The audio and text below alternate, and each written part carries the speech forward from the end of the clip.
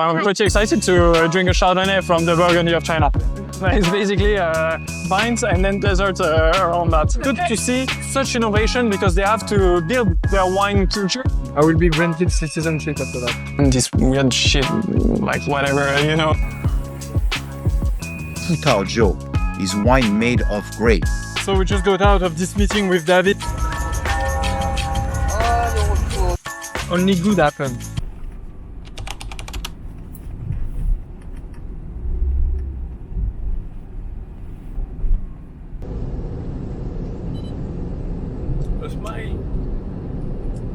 So today is a vlog day. Why? Because we are going to Shanghai.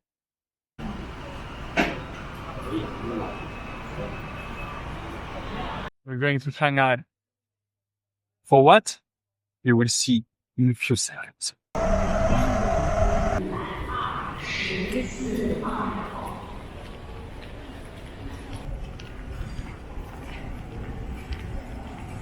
Immediately. Please switch your mobile phone to airplane mode now. Transmitting functions.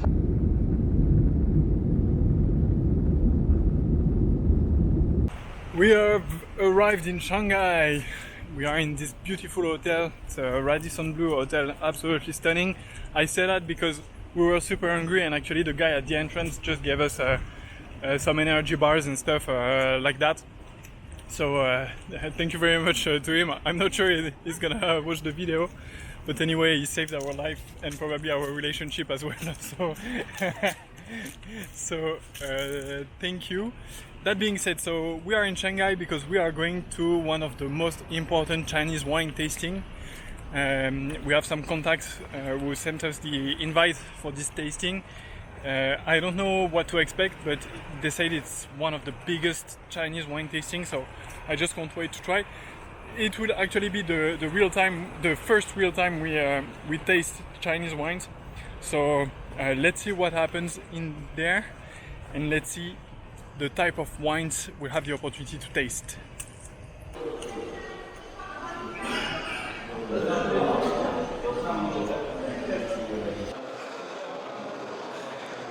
Hello guys, we are at one of the biggest Chinese wine tasting this year. We are in Shanghai. Let's go.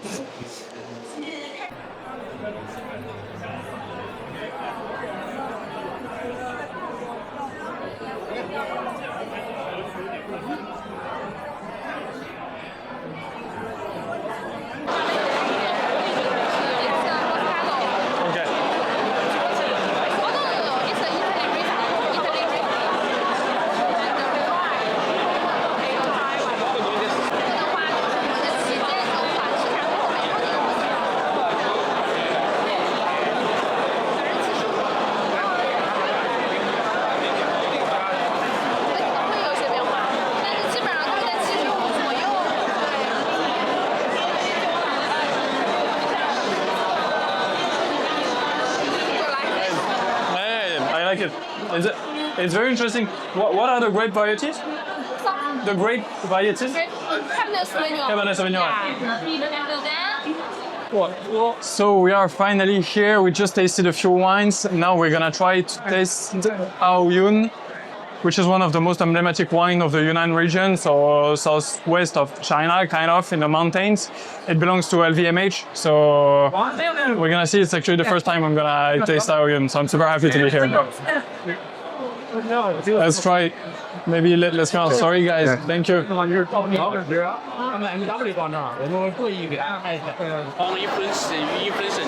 the old. For Yunnan, we want to do difference. Yeah, okay. Simple practice, the Jiahua expression. No, it's very interesting.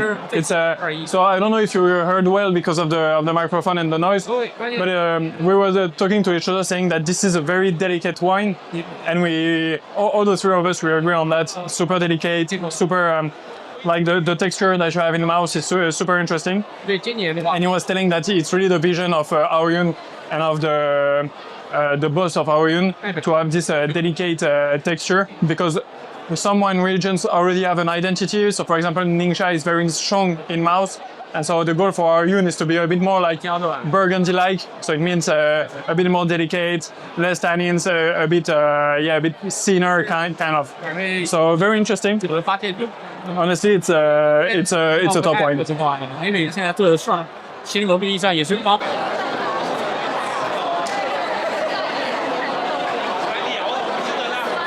Thank you.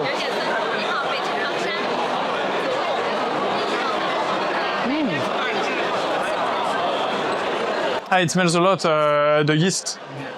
You can smell fermentation inside of this. Like kind of bread, you know, you start to do your bread and you can smell that.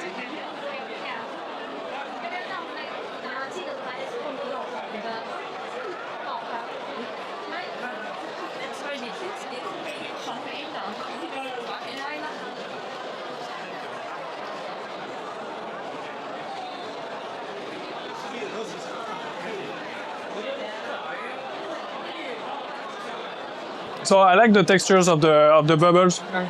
It's very creamy inside of the mouth. Texture can be a bit similar to champagne, but the taste is completely different. Like very little acidity in this, so it's pretty far from it. And you can you have a lot of aromas of fermentation, so yeast, bread, all that type of things. Quite interesting. I'm not sure if I like it or not. You have also a little bit of honey inside of this. It's pretty interesting. I think for some gastronomy dinner it can be nice. It won't be a thing that I open just for starting the evening or something, but can be pretty interesting with food and wine pairing. I think it's pretty great. And apparently we're in Beijing, so we're gonna try to know a bit more about this estate.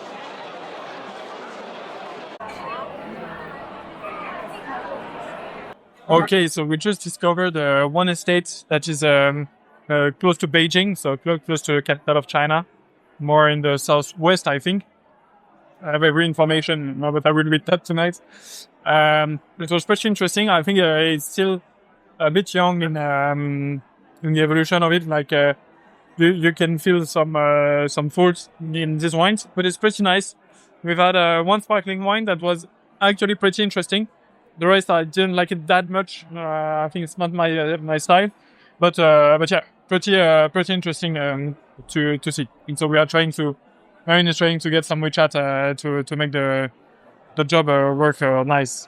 Guys, it's very fun because in this tasting I have actually also a very Western or very I don't know how to say, but like it's experiences I already had. You know, we are just tasting wines, discussing with people. And it's funny because this is where you see that wine is actually something that gather people and then make them cook together and just good products in a good place. So that's pretty fun. Marine is filming. I was saying to this camera that it's fun because at the same time it's a very Chinese experience, like the place in which we are, the discussions we have with people. Sometimes we have trouble understanding each other. So it's a very Chinese experience, and obviously the wines are from China.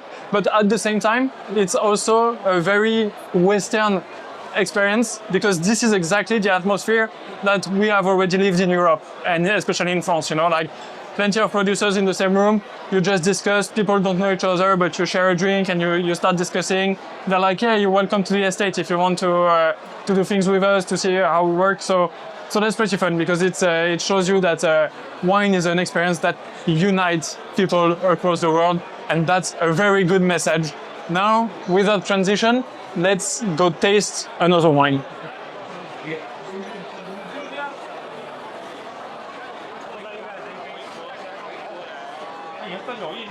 Which one do you want to taste? Let's try this one. Hi. Hi. I'm Antoine. Nice to meet you. Nice to meet you. Okay. Tiny. Just a little. 我是 Antoine.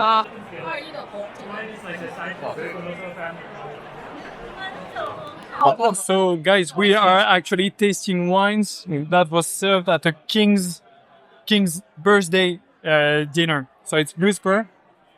That's interesting. Let's try this. Wow. Cheers, guys. So we were discussing, we are tasting this estate. You guys are Runaway Cow? Ah, okay. So this is a Runaway Cow. This is in Penglai. Okay, Penglai. So Penglai is in the northeast of China. It's actually pretty known for the apples. Apparently, I've discussed that with some people. The apples from Penglai are super well known. Anyway, this is Runaway Cow. It's one of the most beautiful estates in the region. They do wine retreats there. It looks absolutely stunning. And we are trying their white wine, which was served at the birthday dinner of a king. I don't know which king, to be honest, but I will look this for you and I will maybe confirm, maybe not. But it's very interesting. It's super aromatic, very low acidity, and very floral. And the name of the wine is Whisper 2024.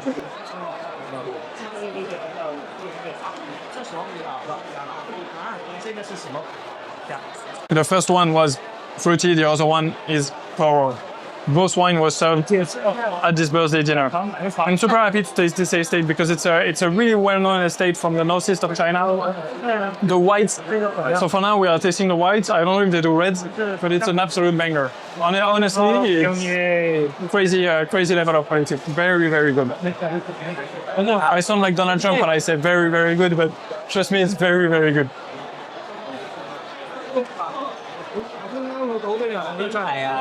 Do you want to try my wine?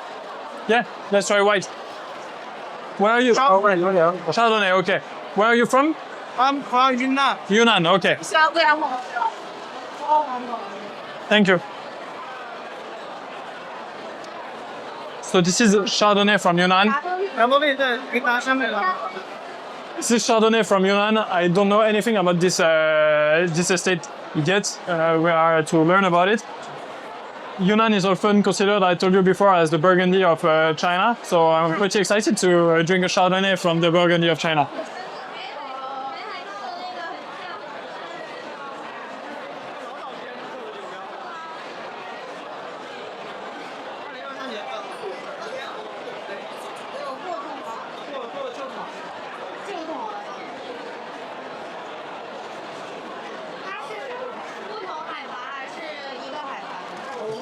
No, it's very interesting. I understand the parallel with Burgundy because you have a lot of similarities in this glass.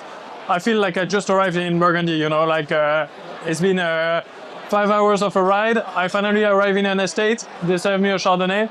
This is kind of the other feeling. Yeah, this one doesn't have that much aging in barrel or things like that, so it stays light, crisp.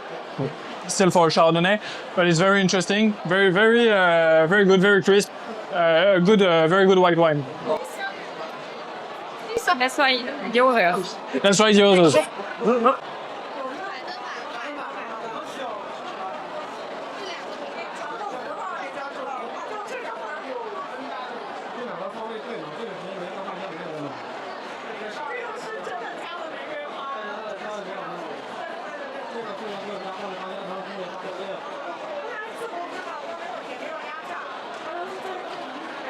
Vintage is 2023. And we have 12 months and very... Okay. It's very good. So this one is 2023 Cabernet Sauvignon. It's pretty interesting because it's still a light Cabernet Sauvignon, so you can feel that it's in Yunnan, that it has altitude. Because it's still crisp, still has good acidity. You know, it's not a heavy Cabernet Sauvignon that stays in your mouth. That is a bit like too warm and stuff. It's very precise, very interesting. So yeah, really, I like it. I like it. Drink wine. I don't know how we say, but very nice so far. What I taste from them.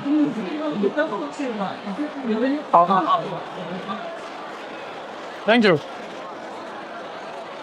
Wow. So this is ice wine, and they use Cabernet Sauvignon for it. This one is the ice one from Cabernet Sauvignon, and he was telling me that they harvest in December when the temperature is cold enough, so -8 degrees. It's when they start harvesting. So ice wine, then all the sugar concentrates in the grape because it has very little water because the water is frozen, and so that's why we have both this texture and also this type of wine. So pretty interesting to taste that. So they just showed me this wine. Maybe I can try to grab you the bottle. Do you mind if I just take the bottle? Can I just show the bottle? This one. So yeah, they just showed me this. So it's completely what the fuck. Sorry, it's a bit of apologistic. It's completely what the fuck. It's actually wine with rose inside of it, so you can definitely smell rose. Maybe something we've seen here is that they also do kind of what the fuck things. Like, you know, a guy there was doing wines with peach, apricot. These guys are doing this with roses. And it's pretty fun because they have like one Chardonnay that is very in the style of Chardonnay. They have one Cabernet Sauvignon that is very in the style of a good fresh Cabernet Sauvignon, like really well done. They have a nice wine, and they also have, I don't know what, like wines with roses. It's still interesting, you know, it's still part of the wine. And it's good to see such innovation because they have to build their wine culture, they have to build their wine history, and so they are kind of free to test these things. So I don't know yet if I like it or not, but it's good to see that these guys are trying things and yeah, and they are basically making bottles out of it. So pretty fun.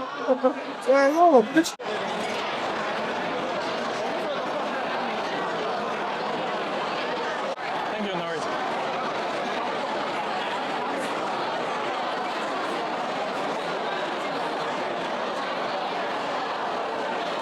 Where is it from? It's from Gansu. Guangzhou. Where is Gansu? Gansu is northwest of China. Like Xinjiang? It's near Xijiang and Ningxia. Okay.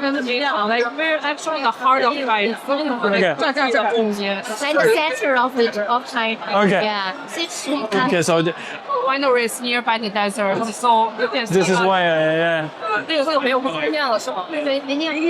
So they are telling me that they are from Guangzhou. So Guangzhou is between Xinjiang and Ningxia, so it's like northwest of China or really in the middle of China. They are actually super close to the desert, so that's pretty interesting. The photo of the winery is absolutely incredible because you can see it's basically vines and then desert around that. And so we've tasted plenty of variety from them. They are doing things with Semillon, with Malbec, with Riesling as well. So it's pretty interesting to see how that behaves. It's pretty smooth. You can feel that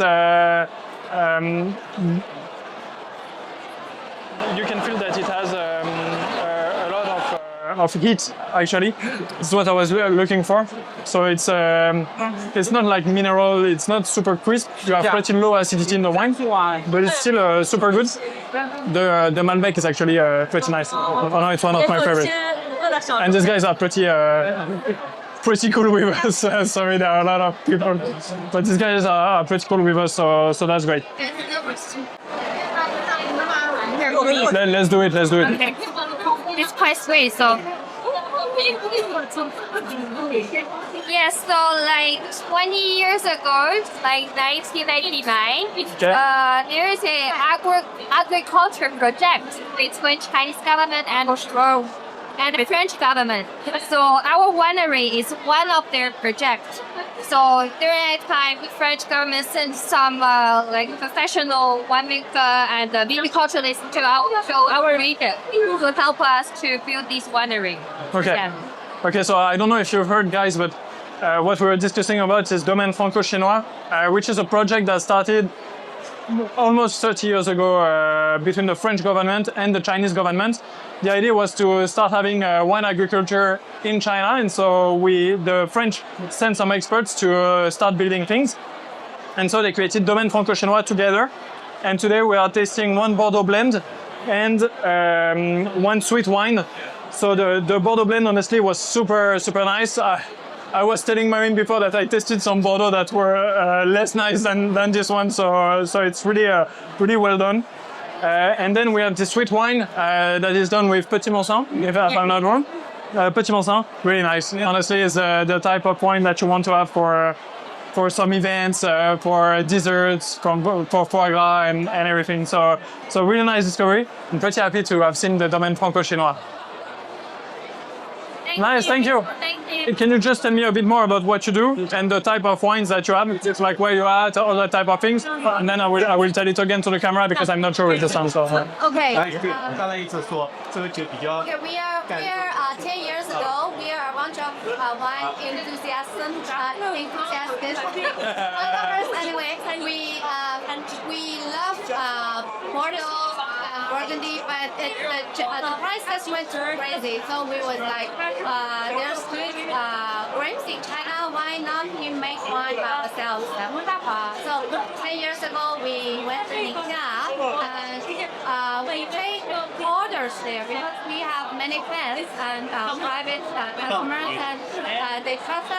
So we make wine there. And the first year we got success because the wine is okay. And then year by year our orders getting more and more. So we from a winery growing to a big winery. Yeah. And so you created it? Sorry? You created it? My husband and I. Ah, nice. Yeah, Okay. my husband is a winemaker. Okay, wow. This is very traditional Bordeaux style. We love very much. That's why we make this style. Yeah. But with Ningxia's Embark, there is a little difference because the growing season, climate, the weather, the temperature is high, so the wine cannot be as dry as Yeah, okay. Okay, so it's super interesting. I don't know if you heard everything we've talked about because there are a lot of noise. But actually, she told me that she started it 10 years ago with her husband because they love Bordeaux, they love Burgundy, but they were a bit disappointed at what was available in China. Wines were a bit expensive, so they wanted to find other things, and they were like, let's do wine by ourselves in China. And so they are based in Ningxia, which is in the northern region, pretty close to Mongolia, so northern region of China, and they do pretty much characteristic thing from Ningxia. So they have one Bordeaux blend for red and one Sauvignon Blanc for white, and it's pretty nice. And what's fun, as everyone here has fun things to do, they also have kind of a beer or something, I don't know what it is, but we'll taste it just after. We've tasted Reserve 2017 in red. Very nice wine. It's pretty interesting because it's still super fresh. You still have kind of a lot of acidity into it, so it can basically age for a lot of time. And it's crazy because it's from 2017, so it's already been 8 years that they've been doing it and doing it well. And then the white was very nice, pretty crisp, a good wine to start a dinner or something like that. So very good winery, and I hope we'll discover more with them. We'll go discover Ningxia as well with them and with you. So we are at Château Chanson, still in this tasting, and I wanted to record a quick video here because it's pretty interesting to see how they market their wines actually. So every wine is a single grape variety in here, so it's pretty simple to understand. But what's very interesting is the label that they have chosen. So they have this one, Pinot Noir, obviously targeting Gen Z people. Then they have this one, and actually it's pretty fun because you can personalize it. You can every bottle actually comes with this. So you can like put your MBTI profile. I don't know what, I don't know the name exact of it, but it's pretty fun because then you can have a personalized bottle to your person. And then as you continue, you can see that you have different wine labels targeting different people. So we can imagine this one still targeting Gen Z style new drinkers, and here you can think about bottles targeting a bit older people, more established, and this corresponds to Cabernet Franc, Cabernet Sauvignon, no, Syrah and Cabernet Sauvignon, sorry, so a bit more pushy ones, we'd say, a bit more a bit more present in the mouth and maybe for older drinkers. So it's pretty interesting how they marketed everything. I think it's a good inspiration also for you guys if you're in the US, in Europe or whatever. It's good to have this information. So that's why I wanted to show you this thing. Then for the taste, honestly, this one was a bit more technical than on terroir and stuff. So it's good wine. Really representative of the variety, so this is great to see. I think for a beginner, it's a really nice place to start because you get to experience firsthand every grape variety, so it's great.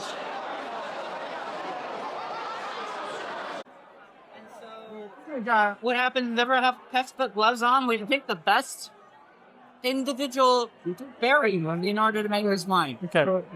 So it's a very intensive process. Yeah, it's very precise and. So it's like, we have our workers do that.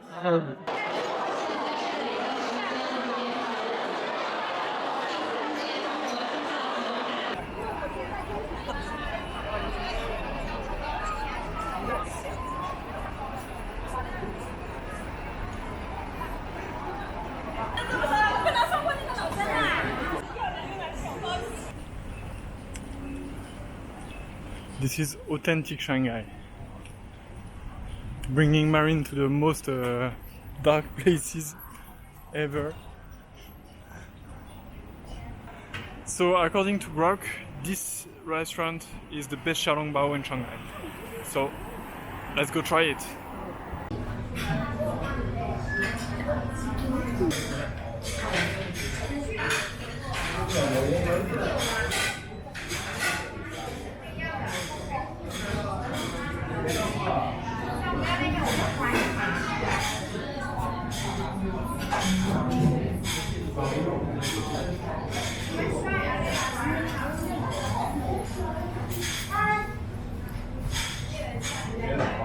I will be granted citizenship after that.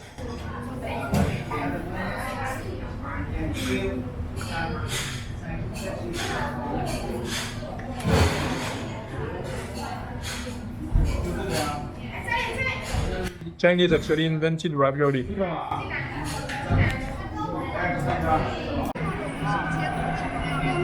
Ah bah non, mais le vlog là, les fashion. Low-key, I want to try.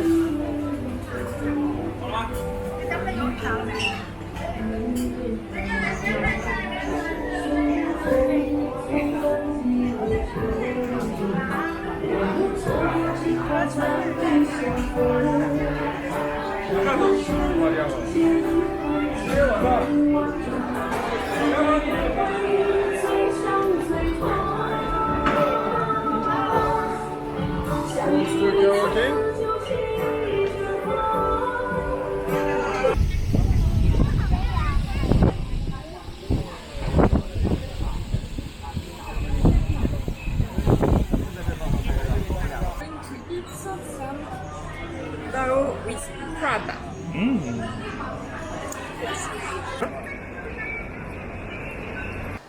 Okay, so we are 2 days after this Chinese wine discovery tasting, which was absolutely amazing, actually, for us. I mean, for me, it was super cool to be there. And so to give you the backstory about that, we didn't have that much time until now to like do this video. But just after the tasting, Marine and I, we like took 15 minutes old school thing, being just like this, writing to write down our thoughts about the tasting, just to make sure we have everything in mind for this video and also for ourselves. And so the idea is to give you the feedback about this tasting, what we witnessed, and I think it's because I think it's important to say that it was the first time for us that we properly tasted Chinese wine. So this is also our main thoughts about this discovery and how we enjoyed or not what we tasted. Do you want to start? How do you want to do? We each of us say one thing? Yeah, maybe. Okay. So go for it. I go for it. Okay, so the first thing, I think that it's a very interesting topic, this one, and I think we share this, is the diversity of wines that we have encountered in the way that we've seen super like sharp, right things. Like, you know, a Cabernet Sauvignon from I don't know where, being like, this is the style of Cabernet Sauvignon, this is well done as Cabernet Sauvignon, that's it. So like super classic things. And at the same time, super like weird stuff, just like, I don't know, like wines with mixed with peach or apricot or whatever, and this kind of pet nat beer and what was interesting is that it's done both in the show, but it's done by the same estate sometimes, and they have like this super clear wine classic stuff, and at the same time this weird shit like whatever, you know, like what the fuck. Yeah, there was some surprises, but overall, as a start, I would say that they know how to do wine. Yeah, globally it was good wine. They do wine very well. Like it was not, there were of course some better one than others, but overall it was technically correct and well done. Also, many wines were comparable to French wine, Italian wine. They use mostly the same grape varieties as French and Italian wines. So very classic wine as we know at the French. And as you mentioned, the same estate can also do some like a mix of wine with fruits, like weird stuff. I mean, we serve forests as we know, like it's not what we are used to drink, but why not? Let's and honestly, I think there are still a few.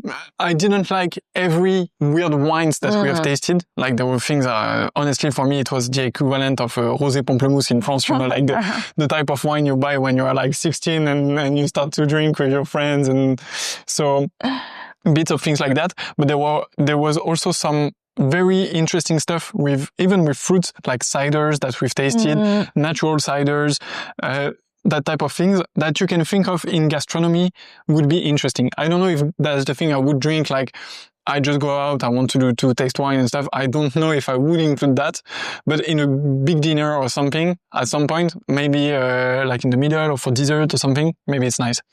In the weird things that we've seen, so there was these things with natural fruit, whatever, but there was also grape varieties that we absolutely don't have in Europe.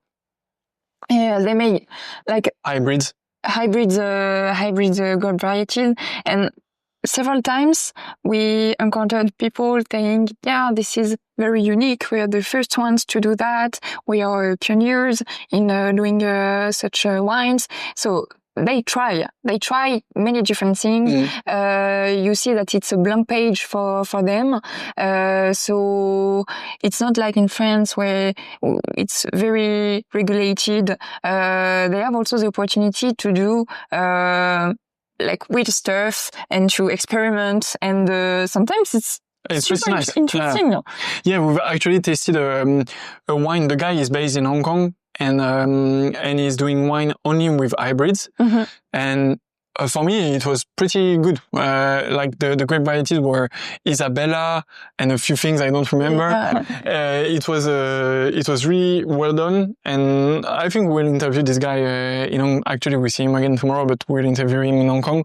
And I think it was pretty great. So yeah, they have this kind of freedom to do stuff and to try to find themselves. It's also interesting because we've seen a lot of Bordeaux blend, as you said. So like Bordeaux style wine that are really well done.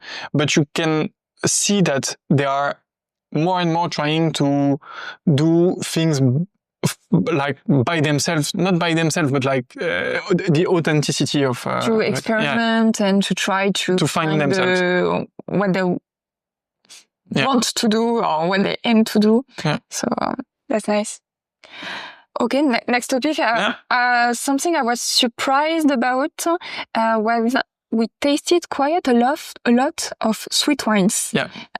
Sweet wines, iced wines, sometimes rosé, sweet rosé, and it's true that it's not the wines that, of course, we have some in France or in Europe, but it's not the kind of wine that we. It's not a big trend in it's France. not a big trend. There are a few, but here I had the impression that many wineries had some, and so this is something that surprised me. I was not. But in Europe, the sweet wines are degrowing, decreasing. There are less and less sweet wine consumption, and here it seems like it's the opposite. Yeah, and actually, when I thought about it, it's true that Chinese consumer is maybe not used to taste wines, and as new consumer of wine, maybe it's a easy approach to wine and to have something quite sweet, easy to drink. And it's true that also Chinese have quite a sweet palate, sweet. Sweet taste. And so maybe it's the reason why. Yeah, that's true. So I hate to say that, but one of the first wines I really loved drinking when I was younger, it was like Montbazillac stuff. So it's like full sugar, and like I wouldn't drink that today. Sorry for Montbazillac friends. It was like €5 bottle from the supermarket. So I don't say I wouldn't drink €5 bottle. But this was we still enjoy nice sweet wines, absolutely.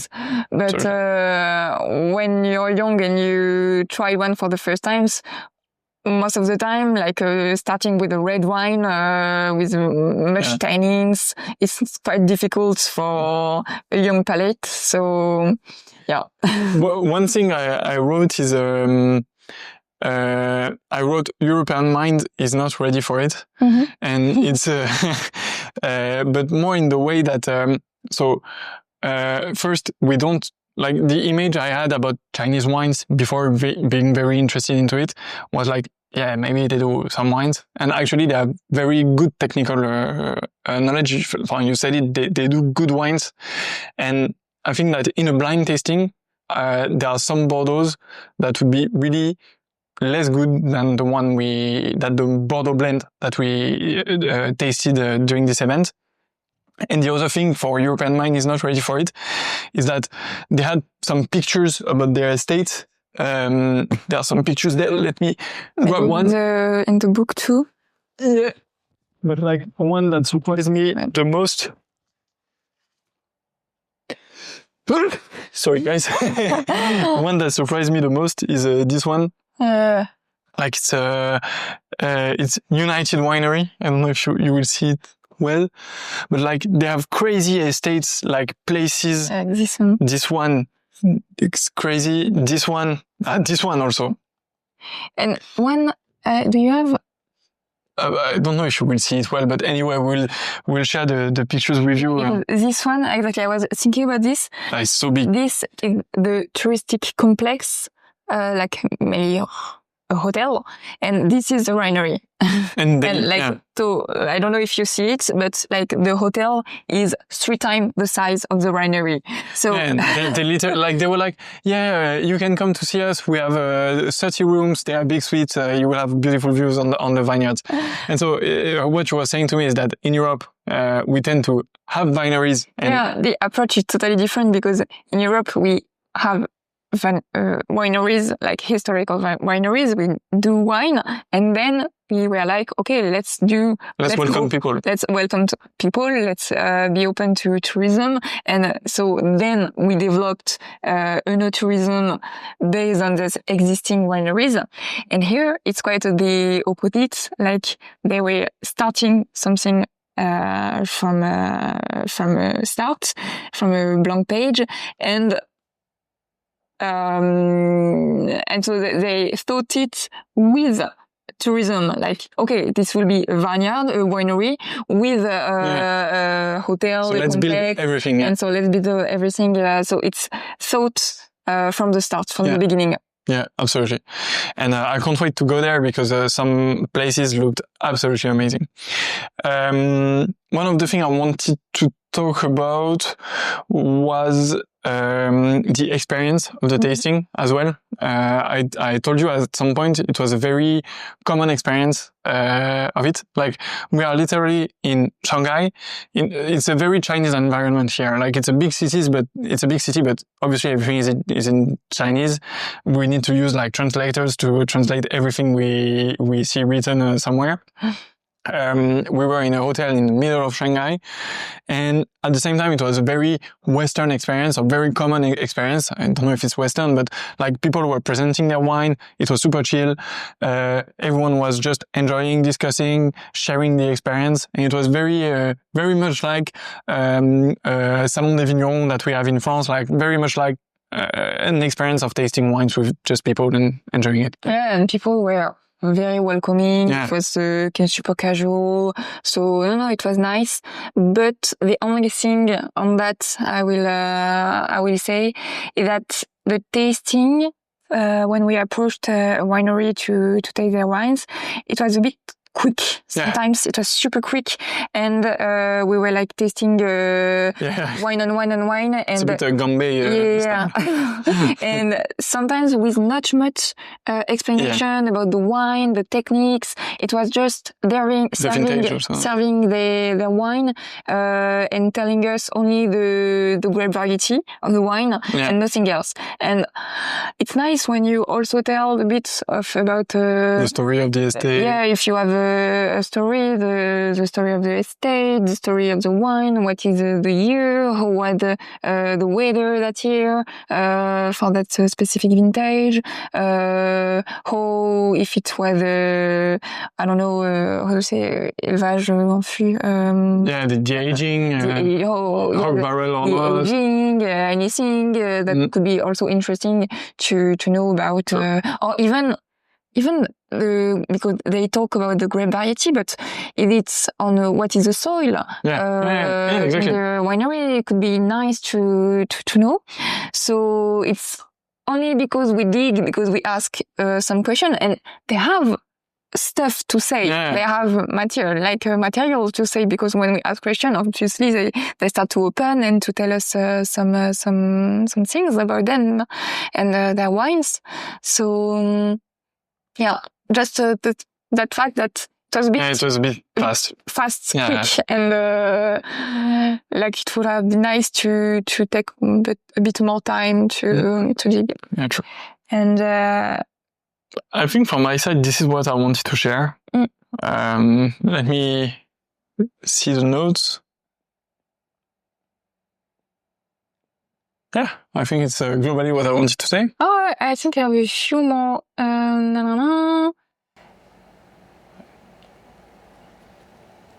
Yeah, about that.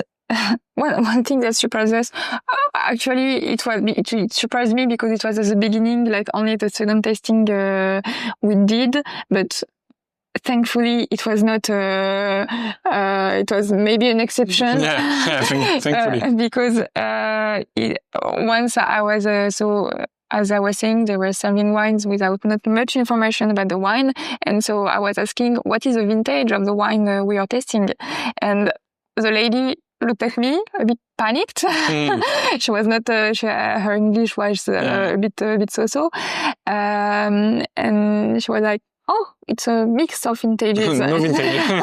So I was, okay. It's not something that we're used to. In still wine. In sparkling, we're used to, but in sparkling, of course. In still wine, it's true that. I think it was a red wine. Yeah, it was a red wine. So I was a bit surprised about that. But then for the next wines we tasted, most of them had vintages. So but, and also still about the vintage, once we tasted a wine of 2017. True. And actually it was super fresh and quite young. Like if It was from United Winery. If I had tasted it, like blind tested, I would have never said it was 8 years old. Yeah. So I was quite surprised from these guys. about that. And especially when I said that to the lady who served it us. I was like, oh, okay, I didn't thought it was from 2017. And she said like, yeah, it's still a bit young. And I was like, no, on the opposite, I think it's quite old, but it tastes like young. Yeah. And it was a very good surprise because 2017, like we are already early in 2025 in the wine production in China. Like Chinese wines from the 2000s, let's say that they started to ramp up quality and stuff. So 2017 is still early in the production relatively, and it was very good wine. For me, it was still a good acidity, good balance. Tannins were there, but not overwhelming. Taste was good. It was really a good wine, and still young in the approach, and so it was. It was a great discovery. And yeah, true, for us, we're like, wow, it's so good, 2017 and it's still that young. And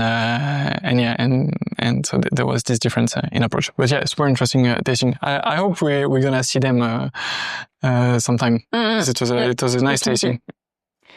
Definitely. Another point, maybe we mentioned it a little bit, maybe you said it, I don't know, is that we tasted wines from the same region, but they all have different grape varieties. Yeah, a lot of Bordeaux blend, but a lot of difference also. But also, yeah, like at some point we were tasting, I think it was a wine from Ningxia, and they all have different, like all wines were super different from wineries to another, and they have like different. Like Pinot Noir, Syrah, blah blah. And at some point, I don't remember which winery it was.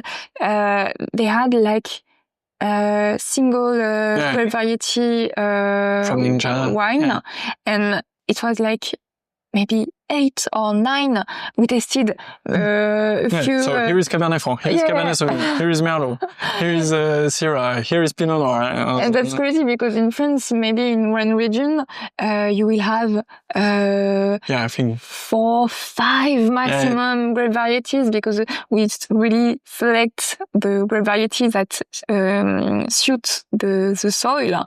And so here you can see that they try. It's still in process. They try many different things, and most of them were good. Yeah, in this winery, I didn't really enjoy it. I found it very technical, very well done. Yeah, that's what. Like it was well done, but it was not. Like I was not like, wow, this is emotion. It's good. There was no emotion. This one was well done. But it was, the grape variety was well expressed. And there was no flaws and no defects and stuff. It was okay. And the last point, maybe. You have plenty of points. I'm like bad student here. You're done then. I have this. I had 2 points inside. We talked about it. No, it was just also a point about the branding, especially the labels of the wine, because I mean, this is not specific to Chinese wine because we can see it also everywhere. But so we have seen some, let's say, old school traditional stuff, labels, more like with chateau, a bit like comparable to Bordeaux's labels. Also some labels with Asian style, which were pretty elegant. This is something that I quite like. There's some pure. And also, on the other side, maybe more funky labels with very colorful and with some animals, like they like in China to represent, let's say, cute animals everywhere. And so also some labels with that. I think maybe targeted younger people, I guess. And so, yeah, nice. No, it was interesting to see the difference in labels, and you can definitely say that okay, this wine targets, like you can understand the marketing approach into it. Like it's like, okay, this is a Pinot Noir with very fruity, a bit of acidity and stuff. It targets like Gen Z Nana with a label that is that you can personalize with a cool animal and stuff. And this is like Cabernet Sauvignon, oak barrel aging stuff. So we will design like a piano on it, and it will be more for older people or richer people or whatever. So yeah, it was interesting. I think it will be in the video the different labels. We'll try to show this to you, but it's pretty interesting things. So yeah. Pretty grateful for this, and the adventure continues because this afternoon we actually take a coffee with the guys from YNAP, so the organizer of this tasting and a big retailer of Chinese wine, and they do plenty of things. So we'll discover that this afternoon, and tomorrow we go tasting Yunnan. So the adventure continue in this vlog. See you soon.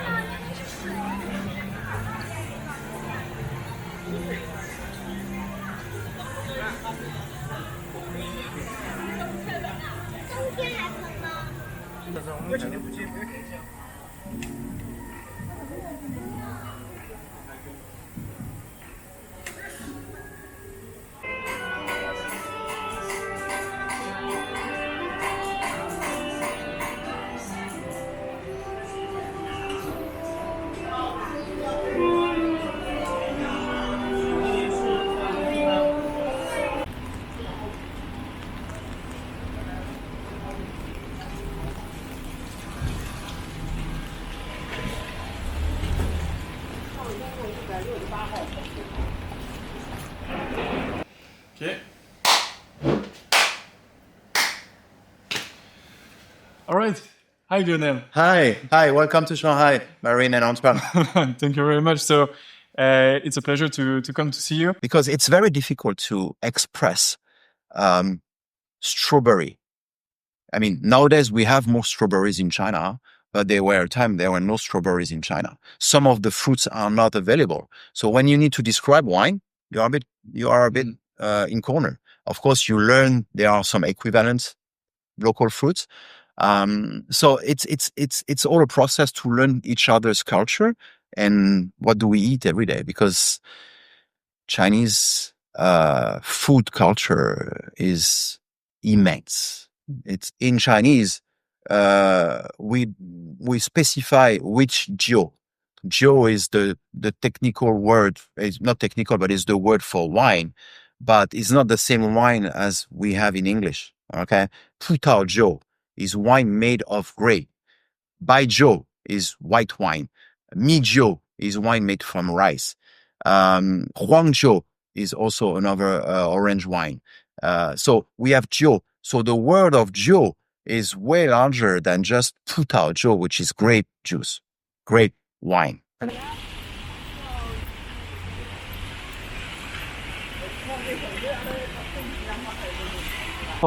I'm not a big fan of Starbucks at the beginning.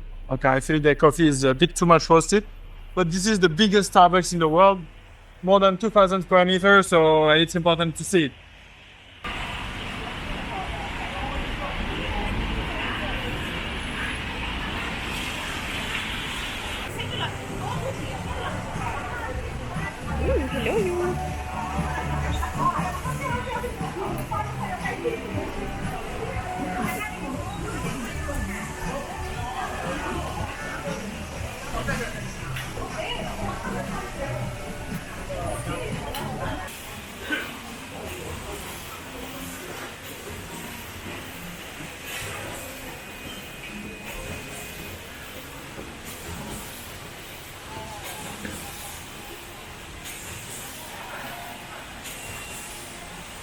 So we just took a coffee in the biggest Starbucks in the world, and now we are on our way to Wine App headquarters, which is one big retailer of wine and wine experience in Shanghai and in China in general, I think, in the world maybe. So we'll discuss with the founder of it, and yeah, maybe see what we can do together. So let's go. So we just got out of this meeting with David, the founder of Wine App. It was an amazing meeting. These guys are doing so many things. It's very impressive. And it turns out he invited us for a trip in the vineyard next week. Actually, this weekend, so at the end of the week. So we're gonna try to go there and make sure we can attend it. But these guys are very impressive. They are executing so many things. They are selling wines. They have restaurants. They are doing B2B. I mean, it's very impressive. So, yeah, super glad we met him, because I think we'll be able to do a lot of things together, and he can be really a good guy to open the door for us in China and to go discover Chinese wines. So that's amazing. And now we are on our quest for a potential wine bar for this evening.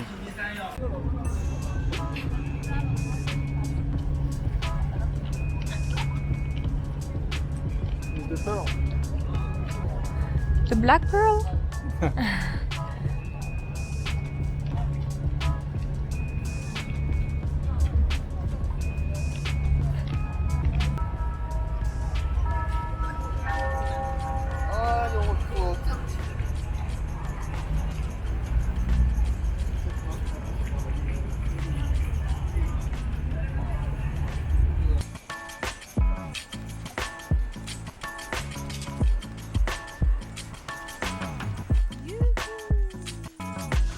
Still a bit high.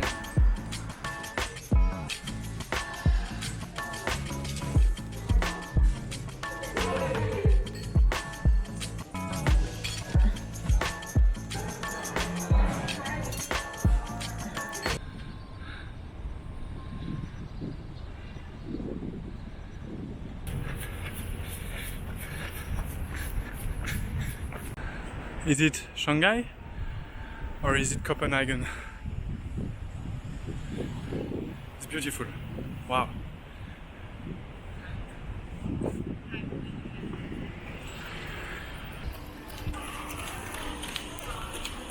"14 more minutes to go." Aye, aye, aye.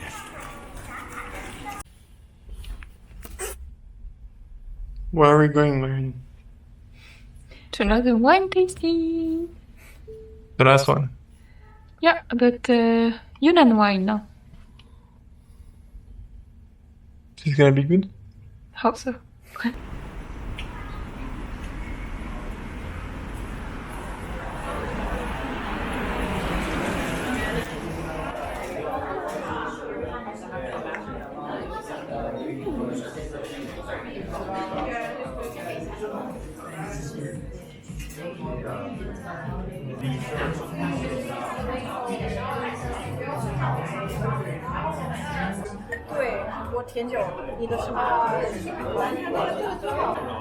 So Marine just told me that we are 15 minutes late, so it's time to accelerate a little bit. We're gonna try to taste all the reds. We've tasted all the whites, it was super good. We're debriefing in the taxi, and now let's try to do all the rest. 还原气息，对，摇一下。那这个就是去油，有一股硫磺的味道。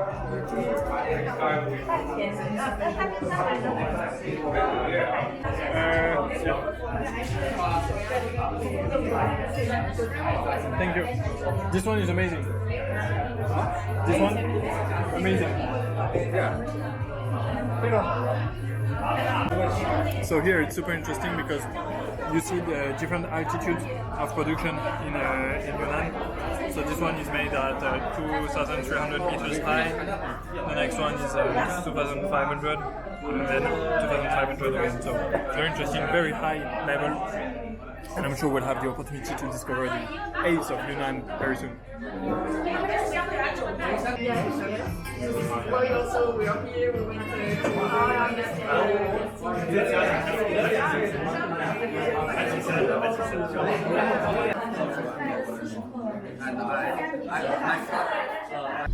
So we are just out of this tasting, going to our hotel and then to the airport. So it's the end of this Shanghai trip, Shanghai wine trip. I think we'll take a few minutes at the airport to discuss together, to debrief all this trip. But it was very nice.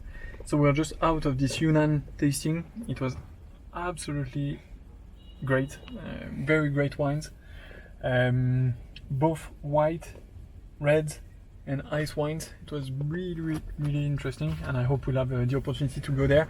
It's crazy to see that they do such good wines, and it was also super interesting to taste the different altitudes in the wines, because they barely had wines below 2,000 meters of altitude, which is super high. I'm not even sure we have vineyards in France that high.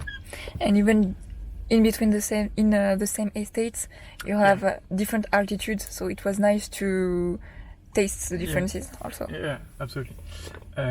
So yeah, that was amazing. I just have one bad news, is that someone has fallen in a war. It's my t-shirt. Oh no!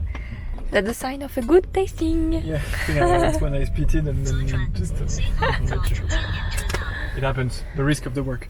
Anyway, see you guys at the airport.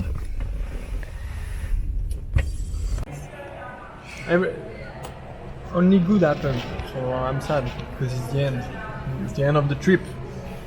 I've been for 4 days in Shanghai, tasted the first Chinese wines ever in my life, and it was actually absolutely crazy, and a lot of things that we discovered.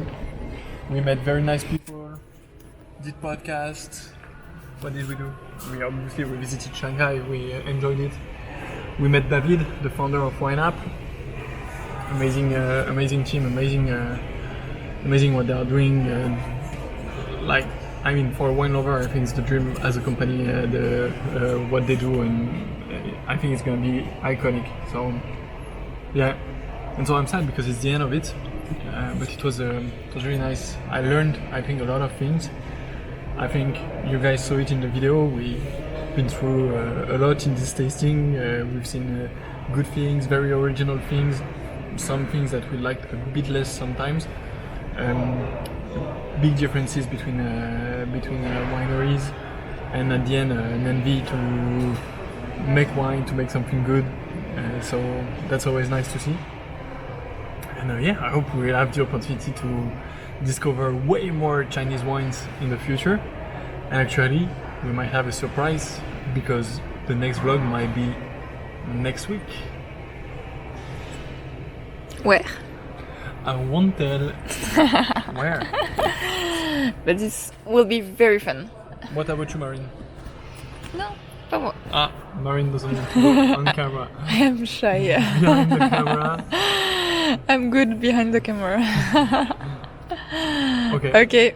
But then, see you soon, guys. Bye bye, Shanghai. Thank you for following this vlog. See you soon. Okay, guys, that's not exactly the end of the vlog. I just wanted you to show how organized is Antoine. Here is his desktop. How can you do? On my laptop, I have maybe like 3 files. That's it.